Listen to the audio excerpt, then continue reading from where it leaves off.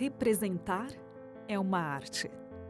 Saber replicar no primor escultural a exata textura. Ou atingir a mistura perfeita de cores para reproduzir tonalidades tal qual a enxergamos. É também saber atuar, incorporando a aparência, o comportamento e, como no encanto do teatro, transmitir por um relance a essência pertencente a outro. Você sabia que cada uma destas especialidades são desempenhadas também na natureza, protagonizadas por espécies tão distintas quanto, curiosamente, intrigantes?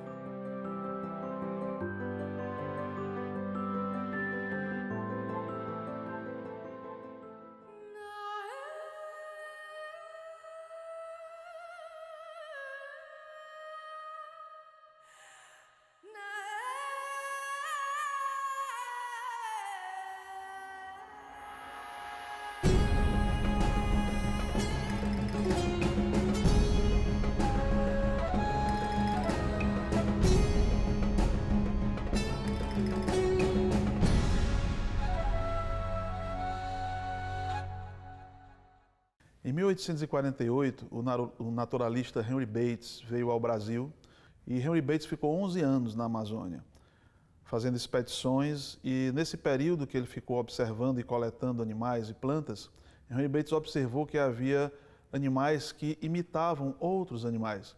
Quando Bates observou isso, ele cunhou o termo mimetismo, que quer dizer imitação. Vale a pena deixar bastante claro que existe uma confusão, e camuflagem e mimetismo são coisas bem distintas.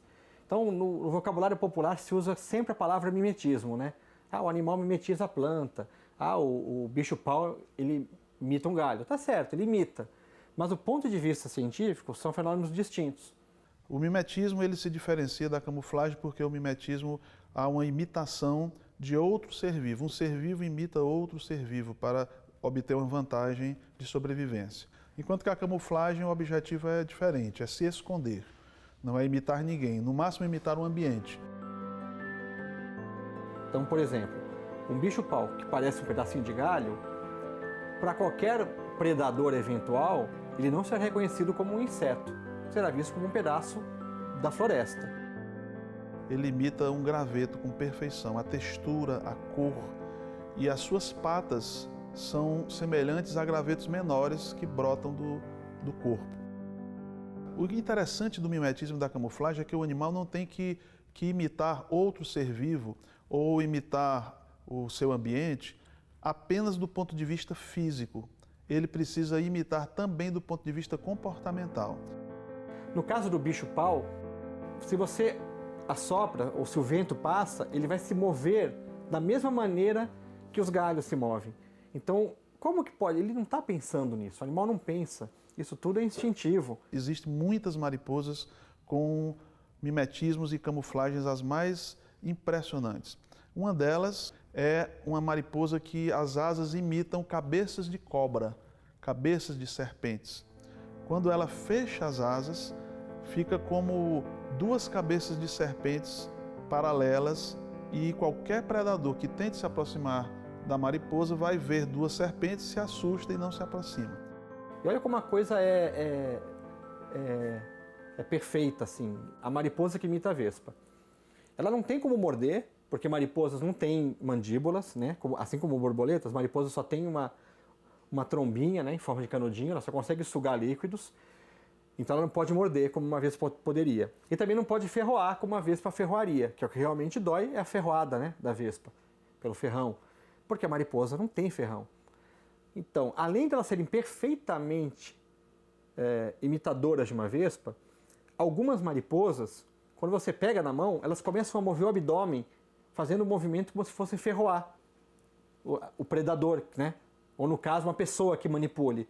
Se a pessoa pega, ela começa a fazer esse movimento, ou se um animal, né, que vai predar essa mariposa, pega ela, ou com os membros ou com a boca, ela começa a fazer um movimento como se fosse ferroar, o primeiro reflexo é soltar, antes de qualquer coisa, porque é o reflexo que nós temos quando uma formiga ou uma vespa tenta nos ferroar. Se o animal percebe que é enganado ou não, não importa. Esses segundos que o animal solta como reflexo a tentativa de aferroar, que nunca aconteceria, pode ser o suficiente para escapar para sempre. Então a riqueza da imitação se dá até na maneira como o animal se comporta.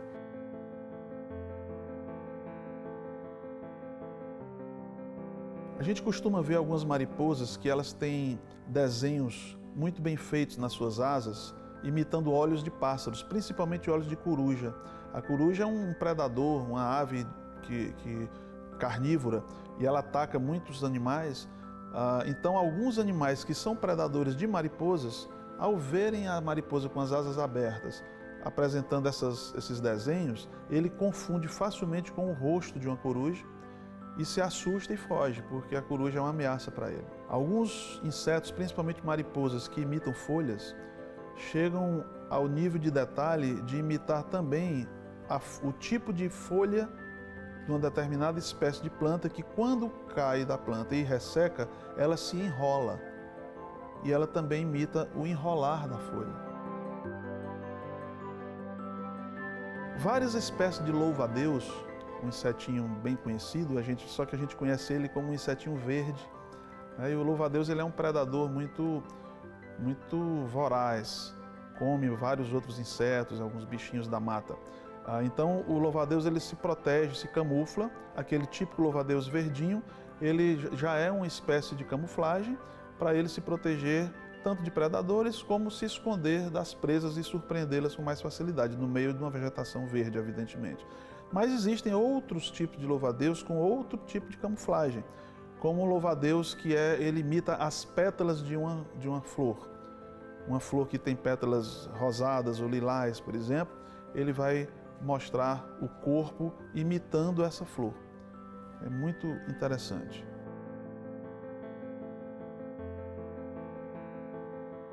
Existem vários tipos de insetos que imitam folhas. Não só folhas vivas, mas também folhas secas. São folhas que caem das árvores, secam no chão, ficam escuras, marrons. O processo de decomposição da folha provoca manchas na própria folha, as beiradas da folha ficam comidas e esses insetos imitam essas folhas com requintes de perfeição. Cada detalhezinho aparece ali, as beiradas comidas, as ranhuras da folha, a cor da folha seca, a textura, as manchas da folha em decomposição, tudo está lá. Como é que ele pode chegar a ser tão perfeito? Tem aquela veia central, às vezes tem um pedacinho dobrado como se fosse uma folha seca, muitos têm até buraquinhos, né? Áreas transparentes que é como se estivessem imitando um buraco que algum animal comeu a folha. Como pode acontecer isso, né? É muito difícil se imaginar que essa espécie de inseto, ao longo de milhões de anos, conseguiu desenvolver essas características tão precisas, iguais às folhas que estão ao seu redor, através de mutações casuais e modificações corporais que se acumularam ao longo de muito tempo. Outros insetos, eles imitam detalhes precisos do tipo de galho aonde ele costuma ficar quietinho para passar despercebido. Há algumas espécies que o galho está quebrado, partido, e eles copiam o miolo do galho. Não só a textura e a cor da casca do galho, mas o miolo do galho partido. Isso é muito impressionante. Vários lagartos conseguem se disfarçar nos galhos das árvores onde eles habitam. Eles têm na sua estrutura de pele, na sua anatomia, na sua morfologia, eles têm não só a cor e a textura do galho da árvore, a ponto de eles se confundirem bastante com o próprio galho, mas eles também desenvolvem alguns requintes, como, por exemplo, o musgo, imitando o musgo que existe no galho. O animal em si não tem musgo, o galho tem, mas a pele dele tem estruturas que imitam exatamente o musgo para ficar idêntico ao galho.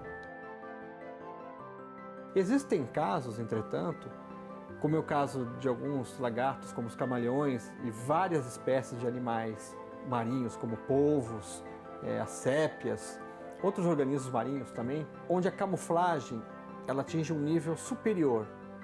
Na verdade, essas espécies têm células no corpo capazes de mudar a coloração do animal inteiro de acordo com o substrato onde ele está, de acordo com o fundo. Quer dizer, se o animal está num fundo escuro, a aparência dele toda, a coloração da pele, fica mais escura. Se ele está num fundo claro, ela fica mais clara.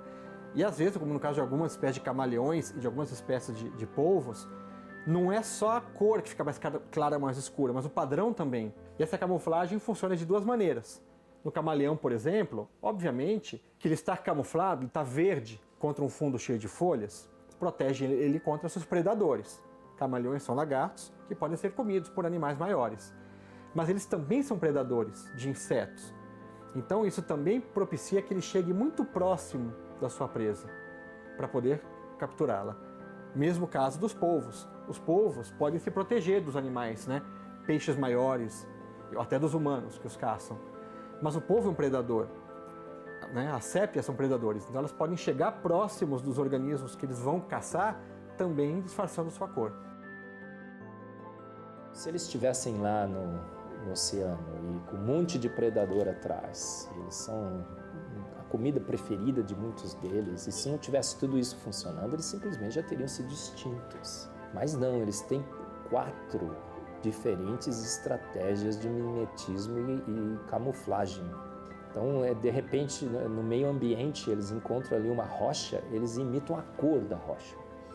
Eles imitam a textura da rocha.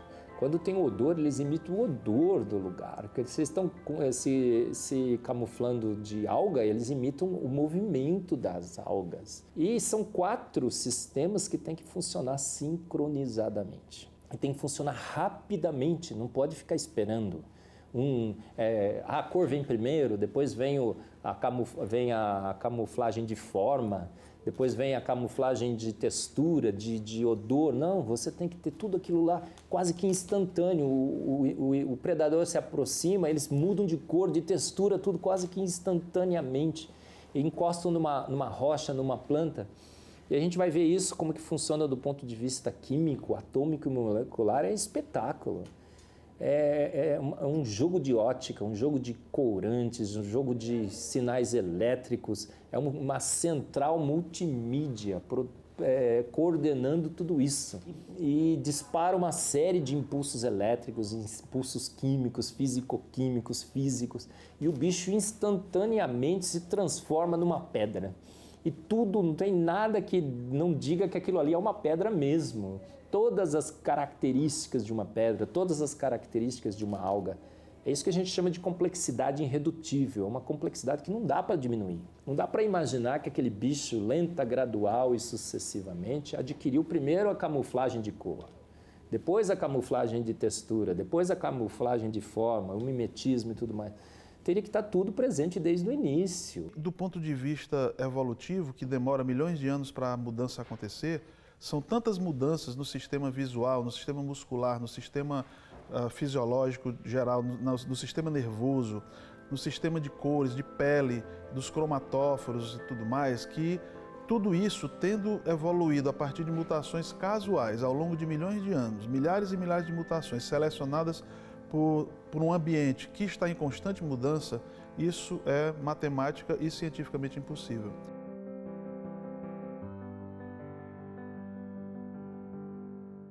Um caso que eu acho brilhante para citar é de uma mariposa, como sempre as mariposas, que ela tem o desenho, em cada asa, tem o desenho de moscas, e as 2 moscas, uma de cada lado, está comendo excremento de pássaro. É impressionante como é que essas figuras de moscas foram parar nas asas dessas mariposas. E não é só isso, como é que a figura do excremento de pássaro foi parar lá e as moscas estão como que sugando o excremento. E isso é para impressionar algum predador que se afastaria de tal situação. E não é só isso, a mariposa também libera um cheiro, um odor de fezes, de excremento, e aquilo afasta o predador.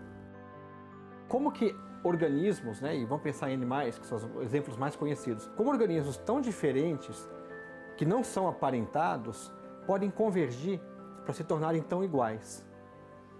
E como, por um lado, no mimetismo. Por outro lado, na camuflagem, como que também organismos tão diferentes, um gafanhoto, uma borboleta, ou um sapo ou um lagarto, como é que todos eles podem, por exemplo, imitar uma folha? Né? Então, essa pergunta intrigava naturalistas desde o início. Obviamente que hoje a gente conhece, né, com base no que a gente sabe sobre evolução e sobre seleção natural e adaptação, que ao longo do tempo, a vantagem por exemplo, de se parecer com o ambiente, então logo estar camuflado, se ela começa a aparecer num grupo, ela pode ser selecionada. E isso, com o tempo, milhares, milhões de anos, pode levar com que grupos muito distintos tenham, ao final, o mesmo resultado. Por exemplo, parecerem uma folha. Isso nos provoca, nos desafia a esse questionamento que a gente tem levantado. Como é que é possível que o processo de evolução, baseado em mutações, baseado nas seleções naturais dessas mutações ou das características que as mutações provocaram, tenha sido capaz de produzir uma modificação desse tipo? Não é só ficar parecido com a folha, por exemplo, a folha é marrom, o animal ficou marrom. Não é só isso, é uma coisa muito, muito mais complexa, a ponto de imitar as características mais detalhadas da folha e até o enrolamento.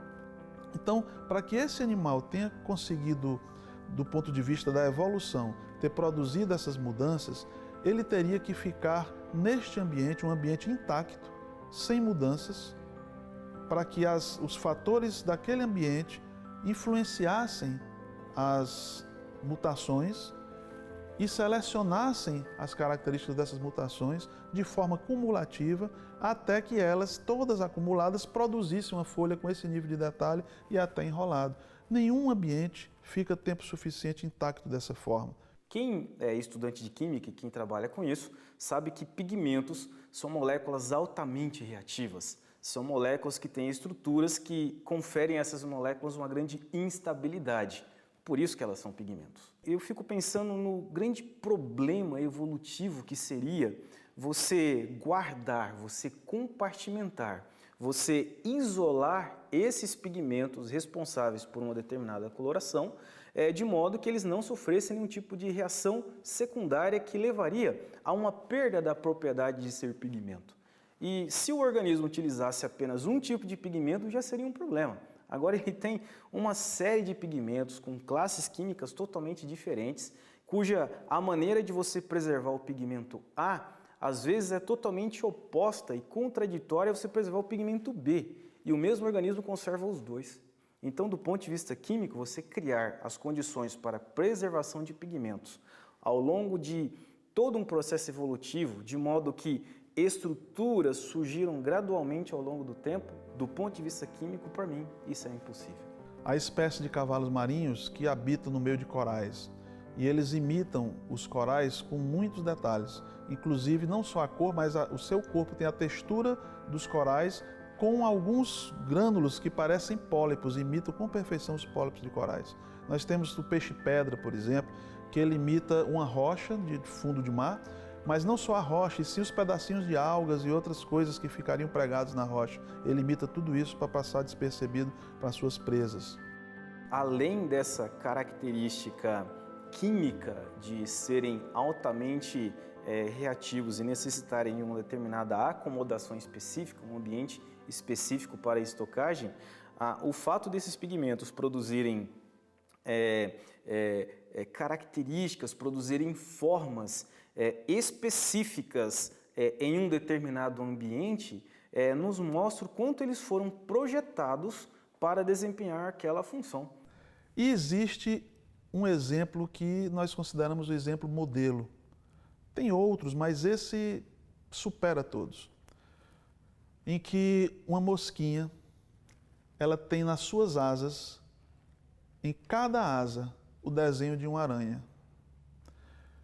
Perfeito, o formato, a cor, as pernas de uma aranha, desenhadas detalhadamente em cada uma das asas. Quando essa mosquinha pousa, ela abre as asas transparentes e as aranhas aparecem como se estivessem ao lado dela. Então, aqueles predadores que comem a mosquinha, mas temem a aranha, não vão se aproximar dela porque tem as aranhas do lado. As asas da mosca parecem uma aranha. Então perceba, existe uma intenção em representar um ser para que outro ser que o preda não se aproxime por medo. Então, se isso fosse feito ao longo do processo evolutivo, o bicho que desenvolveu aquilo precisaria imaginar a intenção de quem se aproxima dele. Isso, para mim, é impossível, não pode acontecer. E a pergunta que não quer calar: quem desenhou essas aranhas nas asas desse inseto? Mutações casuais que foram gerando manchinhas marrons nas asas, e a natureza foi selecionando ao longo de milhões de anos, até que um dia, por acaso, como por encanto, essas manchinhas se combinaram, formando a figura de uma aranha. E a partir daí, virou uma vantagem de sobrevivência. Não há como isso ter acontecido. O que o processo naturalista fala? Olha, a seleção natural selecionou. A seleção natural selecionou o quê? O bicho que tinha a melhor figura do bicho que tinha uma figura pior. Tudo bem, a seleção natural poderia ter selecionado, mas o que o processo esquece de mencionar não é se tinha uma figura boa foi selecionada, é como essa figura se formou. É o como que a evolução não explica. Se você tivesse uma figura, tudo bem, poderia ser selecionada, mas como essa figura surgiu? Não há mecanismos genéticos, químicos viáveis para explicar a perfeição daquela figura, a localização dos produtos químicos, dos corantes, as formas geométricas corretas. E quem é que elaborou essas formas? Quem é que visualizou quais seriam aquelas formas que precisariam estar ali? E a forma tem que parecer com um animal, senão o predador não dá bola nenhuma. Então, a antevidência, você teria que ter antevidência. Você teria que, de antemão, antes de criar aquela forma, saber o que é que você quer fazer. E esse é um caso típico de uma solução que precisaria ter sido elaborada antes do problema surgir, antes de você imaginar que um predador venha. Porque se ele vier e você não tiver isso pronto, foi-se. Então, antes do predador te atacar, você já tem que ter aquele sistema pronto. Uma antevidência que processos naturais não guiados realmente não têm. Então, mimetismo e camuflagem é uma grande evidência a favor do design inteligente e, ao mesmo tempo, uma grande evidência contra processos naturais não guiados. Não há como esse fenômeno ter acontecido através de processos evolucionários. Isso é impossível. Não tem como a evolução ter produzido desenhos precisos de aranhas nas asas de uma mosca. Só é possível isso ter acontecido através de um design inteligente. Então, será que eu gosto de ver design? Será que é a minha preferência em ver design nisso, inteligência? Ou será que são as evidências, né, que apontam como nunca antes que realmente existe uma inteligência? Eu goste ou não, ou você goste ou não dessa conclusão, os dados nos forçam cada vez mais a admitir que essa inteligência existe. Realmente algum ser consciente, inteligente, orquestrou tudo isso, sincronizou tudo isso e capacitou esses bichos para se disfarçarem, para que eles tivessem uma chance de sobreviver, tornando as evidências da sua interferência no universo indesculpáveis através do mimetismo e a camuflagem, por exemplo.